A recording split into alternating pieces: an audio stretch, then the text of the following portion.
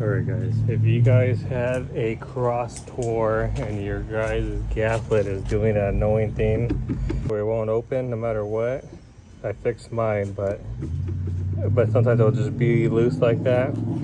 You guys have to come over here above this little square right here, and there's a thing.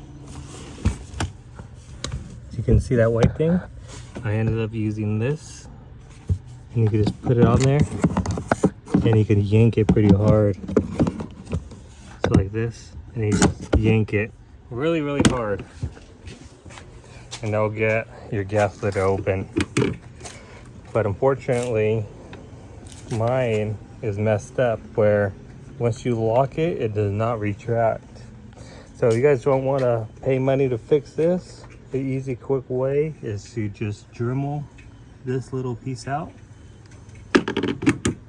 and it's fixed. You don't have to pay nobody nothing, and it stays in place. You can technically still pop it off, but it'll stay in place for the most part, so you don't have to worry about it flying off while you're driving or nothing. It's just always going to be unlocked, just to let you know. But there's no videos on the Crosstour, so hopefully this helps out anyone that has a Crosstour.